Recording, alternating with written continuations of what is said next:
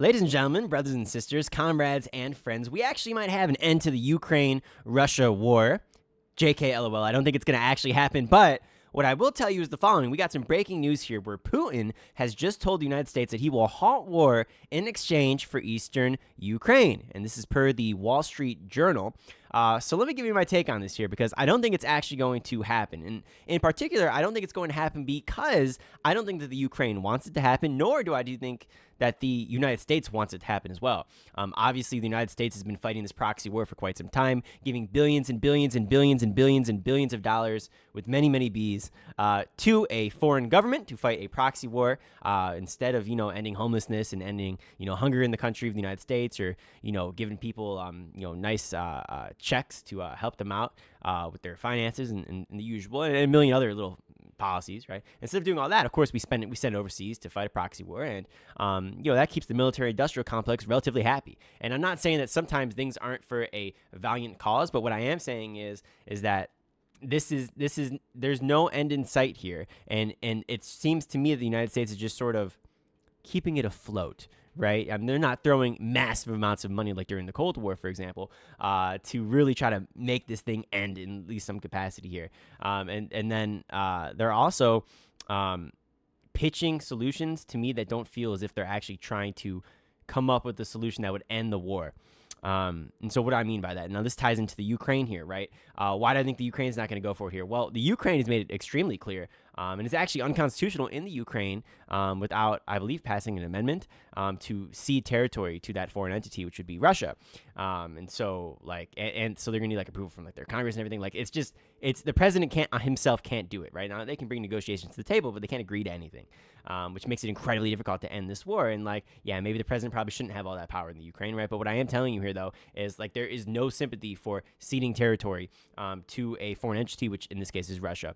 And because of that lack of willingness to cede that territory here, I think the war is going to go on. And in particular, whenever talks of ceding territory have been discussed with, like the Ukraine, for example, on behalf of President Donald Trump, or with Putin, all this, Trump, for example, said all right, look, they're probably gonna need to give up territory. He's and you know what we'll do? He's how about you guys give up some territory? Oh, but then wait, you can't join NATO for 20 years. What the fuck, dude? Why do you got to make it 20 years, bro? You could have just tried to why can't we just say, all right, you can give up some territory, but you're going to have to join NATO immediately. This will never, ever happen again. We're not going to have Crimea back in 2014. We're not going to have you trying to attack again, 10 years later, or less than 10 years later, and try to really, screw over the Ukrainian people. It's going to be unacceptable at that point because we have NATO, and we'll actually hit you with full force if you try to attack the Ukraine again, Russia. How do you feel about that? Right? But no, these solutions are never actually brought to the table.